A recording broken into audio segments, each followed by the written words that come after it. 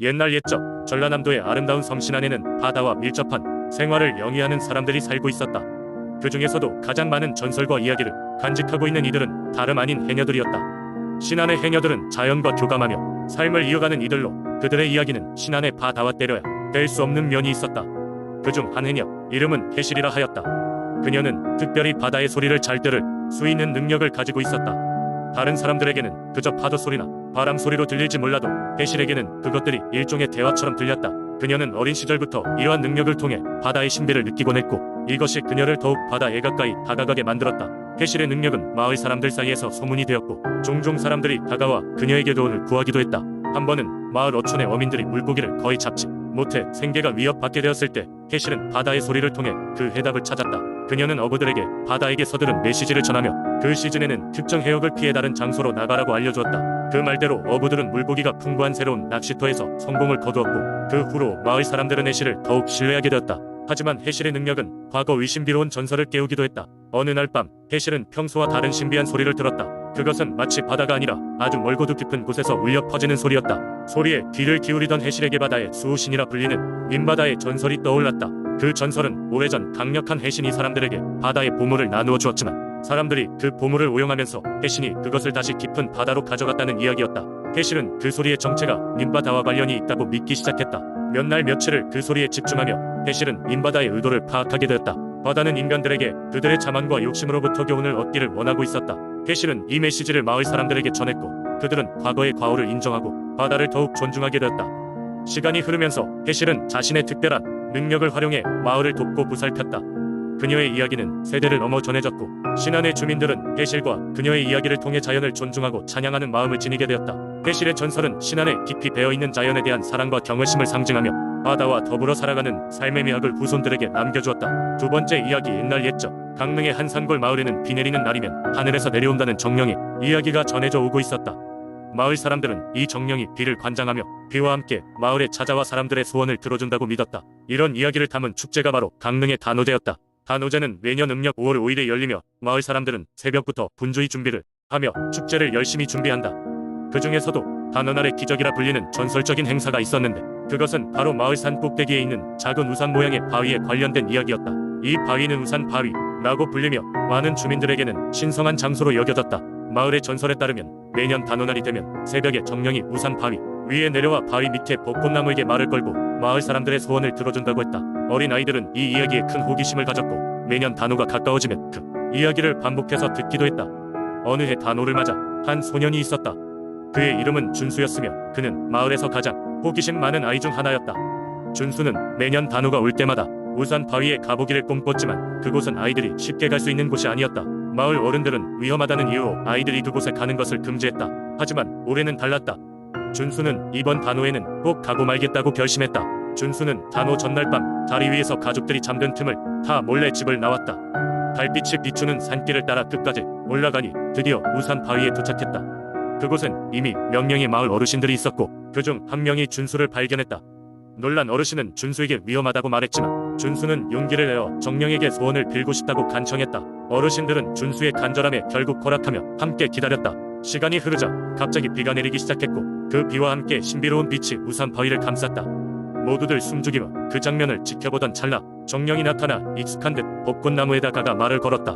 순간 벚꽃나무는 환히 빛나기 시작했고, 마치 마을 사람들과 대화하는 듯 신비로운 분위기를 자아냈다. 준수는 그 모습을 보며 소원을 빌었고, 그의 소원은 위험 속에서도 모두가 안전하게 축제를 즐기는 것이었다. 정령은 고개를 끄덕이며 응답했는지 비는 곧 멈추고 안개가 걷혔다. 그리하여 그 해의 단오제는 마을 사람들 모두의 기억에 강렬히 자리잡게 되었다. 그 해 이후로 우산 바위는 마을 사람들에게 더욱 성스러운 장소가 되었다. 그리고 준수는 마을의 전설 속에 새로운 이름으로 길이어져 오랜 세월이 지나도 그날의 이야기는 강릉의 단오날에 다시 떠올려지는 전설로 자리잡았다. 세 번째 이야기. 옛날 옛적 대구에는 팔공산이라는 웅대하고 장엄한 산이 있었습니다. 이 산은 오랜 세월 동안 대구 사람들에게 특별한 의미를 가졌으며, 그 이유는 바로 팔공산에 깃든 신비로운 여우의 전설 때문입니다.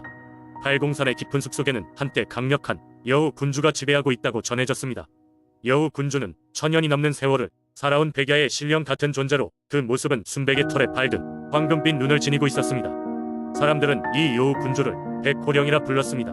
백호령은 평소에는 사람들에게 모습을 드러내지 않았지만 산을 지키고 인간 세상과 육의 세상 의균형을 유지하는 수호자였다고 합니다. 전설에 따르면 수백 년 전 대구 지역에 엄청난 가뭄이 들었을 때 대구 사람들은 팔공산의 신령들에게 도움을 청했습니다. 그때 백호령은 그들의 간청을 들어주기로 합니다.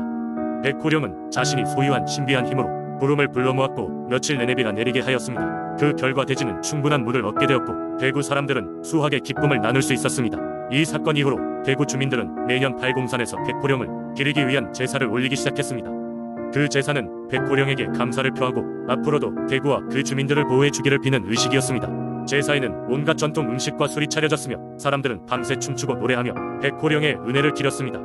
가끔 산을 오르는 여행자들은 늦은 저녁이나 새벽의 달빛 아래에서 수많은 여우떼를 보았다고 주장하기도 했습니다. 그들은 이 신비로운 여우떼 가백호령의 자손이라고 믿었습니다. 이 자손들은 여전히 팔공산을 수호하며 기이한 일들을 꾸며가기도 했습니다. 어떤 이들은 주민들이 실수로 떨어뜨린 물건을 골짜기 어딘가에서 다시 찾는 경험을 했으며 이를 백호령과 그의 여우 가족들의 장난이라 여기곤 했습니다. 그러나 세월의 흐름에 따라 과학과 기술이 발달하고 사람들이 믿음도 점차 변하게 되었습니다. 여우 군주의 전설은 점점 잊혀가고 사람들 사이에서 이야기되기는 했지만 더 이상 현실로 받아들이지 않았습니다. 그럼에도 불구하고 여전히 이 전설을 아주 특별하게 여기는 사람들은 가끔 산에 올라 백호령에게 조심스레 인사를 건네곤 합니다. 이들은 백호령과 그의 가족들이 여전히 팔공산 어딘가에서 대구를 지켜보고 있다고 믿으며 그 전설이 가진 아름다움을 잊지 않으려 하고 있습니다. 오늘날 팔공산은 여전히 대구 시민들에게 중요한 장소로 남아 있습니다. 백호령의 전설은 단지 과거의 이야기가 아닌 사람들의 마음속에 남아 그들로 하여금 자연과 조화를 이루고 신비로운 것들을 경외하게 하는 작은 원동력이 되고 있습니다. 그래서 팔공산에 발을 들이면 대구 사람들은 여전히 속으로 속삭입니다.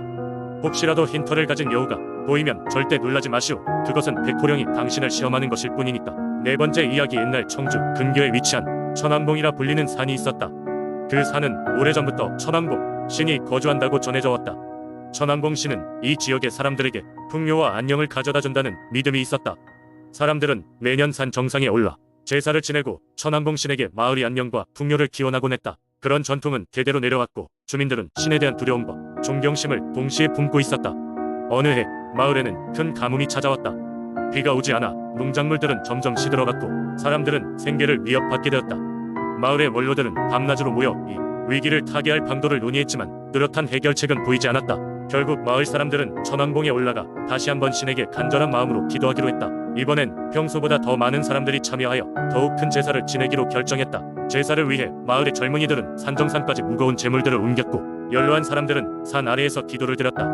제사 당일 마을 사람들은 일찍이 모여 신에게 진심 어린 기도를 올렸다. 그들은 과거에 감사하며 앞으로도 마을의 평안을 지켜달라고 빌었다. 눈물과 염원이 섞인 기도는 천왕봉의 정상까지 울려 퍼졌고 신께서는 주민들의 바람을 들으셨다.